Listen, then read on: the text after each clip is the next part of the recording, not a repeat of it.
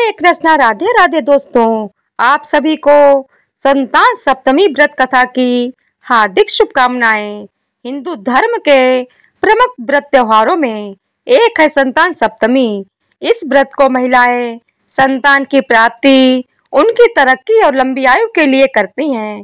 हिंदू पंचांग के अनुसार संतान सप्तमी का व्रत भाद्रपद मास के शुक्ल पक्ष की सप्तमी तिथि को रखा जाता है और आज भाद्रपद मास के शुक्ल पक्ष की सप्तमी तिथि है। आज महापुण्य फलदायी संतान सप्तमी का व्रत है। इस व्रत के प्रभाव से जल्द ही सोने गोद भर जाती है।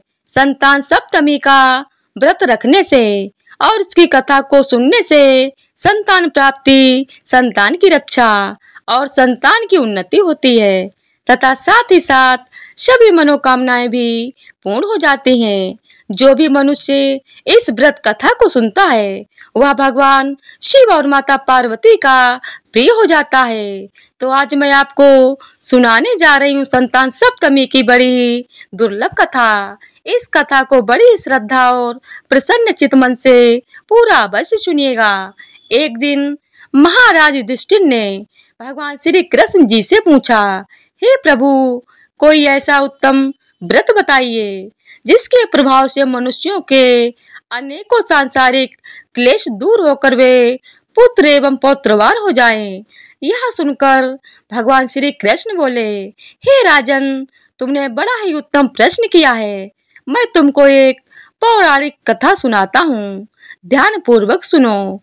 एक समय लोमस ऋषि ब्रज की मथुरापुरी में वासुदेव देवकी के घर गए। ऋषि राज को आया हुआ देखकर दोनों अत्यंत प्रसन्न हुए तथा उनको उत्तम आसन पर बैठाकर उनका अनेक प्रकार से स्वागत और सत्कार किया। फिर मुनि के चरणोदक से अपने घर तथा शरीर को पवित्र किया। वह प्रसन्न होकर उनको कथा सुनाने लगे। लोमस ऋषि ने कहा, हे देवकी, दुष्ट दुराचारी पापी कंस ने तुम्हारे कई पुत्र मार डाले हैं, जिसके कारण तुम्हारा मन अत्यंत दुखी है। इसी प्रकार राजा नहुष की पत्नी चंद्रमुखी भी अत्यंत दुखी रहा करती थी, किंतु उसने संतान सप्तमी का व्रत विधि विधान सहित किया, जिसके प्रभाव से उनको संतान का सुख प्राप्त हुआ। यह सुनकर देवकी ने हाथ जोड़कर लोमस ऋषि से कहा, हे ऋषिराज, कृपा करके रानी चंद्रमुखी का संपूर्ण वृत्तांत तथा इस व्रत को विस्तार पूर्वक मुझे बतलाइए, जिससे मैं भी इस दुख से छुटकारा पा सकूं। लोमस ऋषि ने कहा, हे देवकी, अयोध्या के राजा नहुष थे। उनकी पत्नी चंद्रमुखी अत्यंत सुंदर थी। उनके नगर में विष्णुगुप्त नाम का एक ब्राह्मण रहता था। उसकी स्त्री का नाम भद्रमुखी था। वह भी अत्यंत रूपवती सुंदरी थी। रानी और ब्राह्मणी में अत्यंत प्रेम था। एक दिन वह दोनों सरयू नदी में स्नान करने के लिए गई हुई थीं। वहां उन्होंने देखा कि अन्यत्र बहुत सी स्त्रियां सरयू नदी में स्नान करके निर्मल वस्त्र पहनकर एक मंडप में शंकर एवं पार्वती की मूर्ति स्थापित करके पूजा कर रही थीं। रानी और ब्राह्मणी ने ये देखकर उन स्त्रियों से पूछा कि बहनों, तुमने ये किस देवता का और किस कारण से पूजन व्रत आदि कर रही हो? यह सुनकर स्त्रियों ने कहा कि हम संतान सप्तमी का व्रत कर रहे हैं और हमने भगवान शिव और देवी पार्वती का पूजन चंदन अक्षत आदि से षोडशोपचार विधि से किया है। यह सब इसी पुनीत व्रत का विधान है। यह सुनकर रानी और ब्राह्मणी ने भी इस व्रत के करने का मन ही मन संकल्प किया और घर वापस लौट आई। ब्राह्मणी भद्रमुखी तो इस व्रत को नियम पूर्वक करती रही, किंतु रानी चंद्रमुखी राजमत के कारण कभी इस व्रत को करती, कभी ना करती, कभी भूल जाती। कुछ समय बाद दोनों की मृत्यु हो गई। दूसरे जन्म में रानी बंदरिया और ब्राह्मणी ने मुर्गी की योनि पाई, परंतु ब्राह्मणी मुर्गी की योनि में भी कुछ नहीं भूली और भगवान शंकर तथा पार्वती जी का ध्यान करती रही। उधर रानी बंदरिया की योनि में भी सब कुछ भूल चुकी थी। कुछ समय के बाद दोनों ने यह देह त्याग दी। अब इनका तीसरा जन्म मनुष्य योनि में हुआ। उस ब्राह्मणी ने एक ब्राह्मण के यहाँ कन्या के रूप में जन्म लिया। उस ब्राह्मण कन्या का नाम भूषण देवी रखा गया तथा विवाह गोकुल निवासी अग्रशील ब्राह्मण से कर दिया गया। भूषण देवी इतनी सुंदर थी कि वह आभूषण रहित होते हुए भी अत्यंत सुंदर लगती थी। कामदेव की पत्नी रति भी उसके समक्ष लज्जित होती थी। भूषण देवी के अत्यंत सुंदर सर्वगुण संपन्न चंद्रमा के समान धर्मवीर कर्मनिष्ठ सुशील स्वभाव वाले 8 पुत्र उत्पन्न हुए। यह सब शिव जी के व्रत का पुनीत फल था। दूसरी ओर शिव जी से विमुख रानी के गर्भ से कोई भी संतान नहीं हुई। वह निसंतान दुखी रहने लगी। रानी और ब्राह्मणी में जो प्रेम पहले जन्म में था वह अभी भी बना हुआ था। रानी जब वृद्धावस्था को प्राप्त होने लगी तब उसके गूंगा बहरा तथा बुद्धहीन अल्प आयु वाला पुत्र पैदा हुआ। वह 9 वर्ष की आयु में इस क्षण भंगुर संसार को छोड़कर चला गया। अब तो रानी पुत्र शोक में अत्यंत दुखी और व्याकुल रहने लगी। देवयोग से भूषण देवी रानी के यहाँ अपने पुत्रों को लेकर पहुंची। रानी का हाल सुनकर उसे भी बहुत दुख हुआ, किंतु इसमें किसी का क्या दोष। कर्म और प्रारब्ध के लिखे को स्वयं ब्रह्मा भी मिटा नहीं सकते।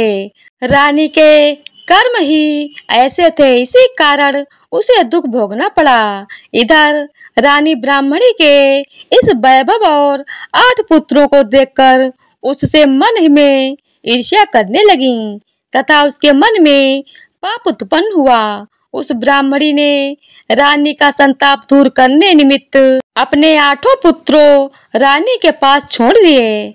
रानी ने पाप के वशीभूत होकर उन ब्राह्मणी पुत्रों की हत्या करने के विचार से लड्डू में जहर मिलाकर उनको खिला दिया, परंतु भगवान शंकर की कृपा से एक भी बालक की मृत्यु नहीं हुई। यह देखकर तो रानी अत्यंत ही आश्चर्यचकित हो गईं और इस रहस्य का पता लगाने की मन में ठान ली। भगवान की पूजा से निवृत्त होकर जब भूषण देवी आई तो रानी ने उससे कहा कि मैंने तेरे पुत्रों को मारने के लिए इनको जहर मिलाकर लड्डू खिला दिया, किंतु इनमें से एक भी पुत्र नहीं मरा।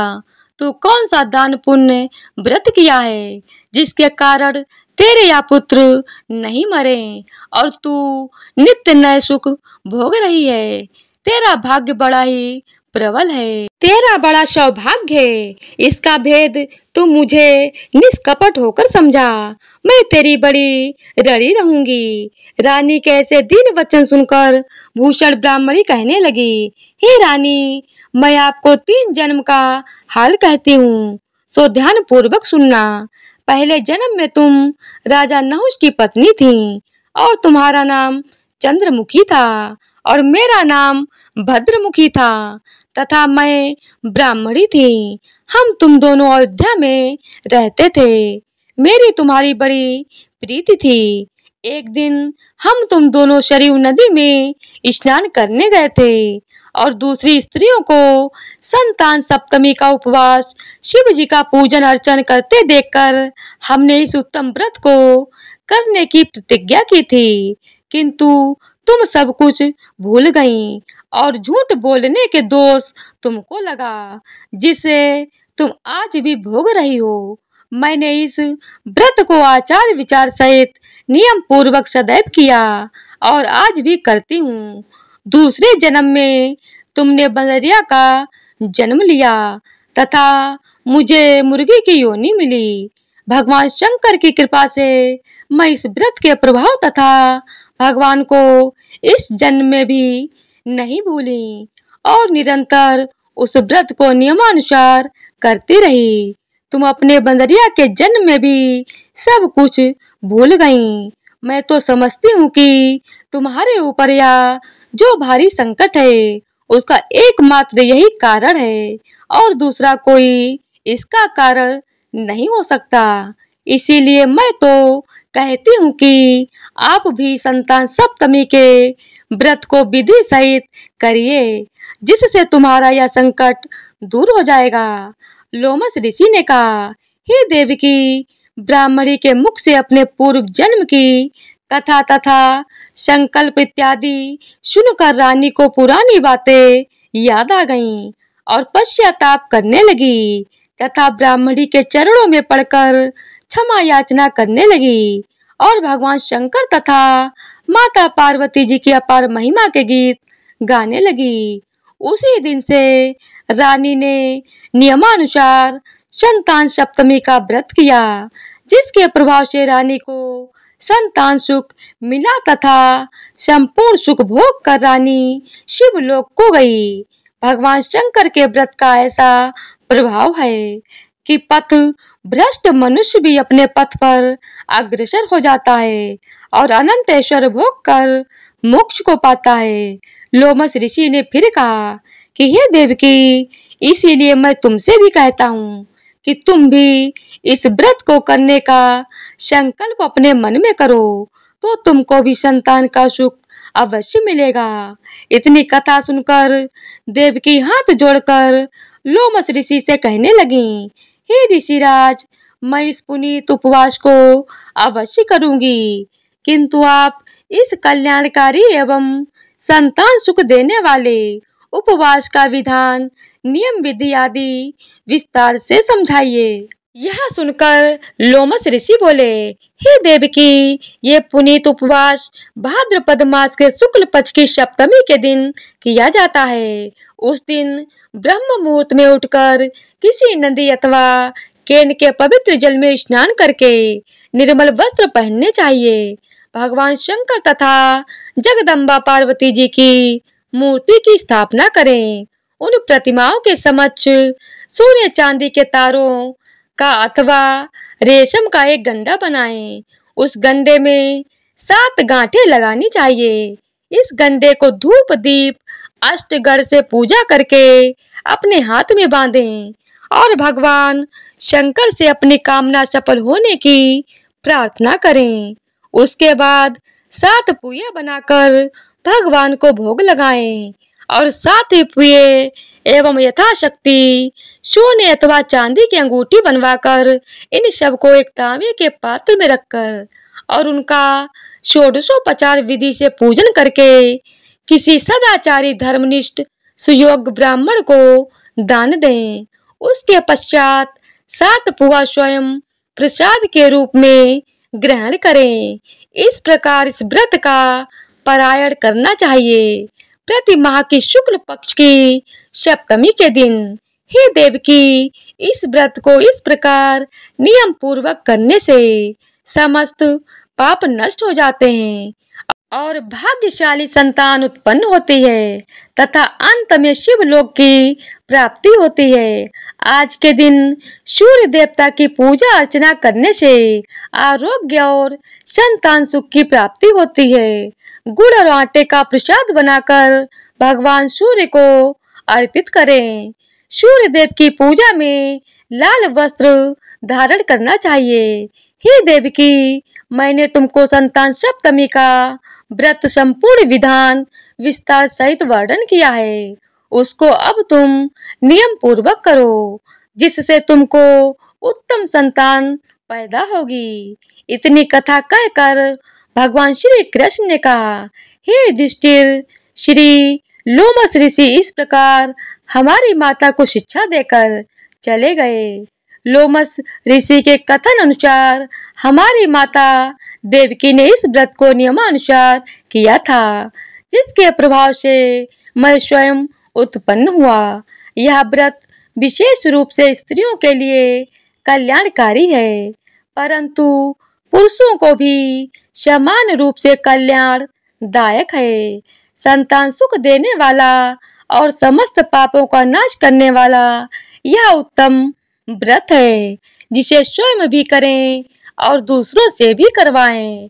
नियम पूर्वक जो कोई इस व्रत को करता है और भगवान शंकर एवं देवी पार्वती की सच्चे मन से आराधना करता है, निश्चय ही अमर पथ करके अंत में शिवलोक को जाता है।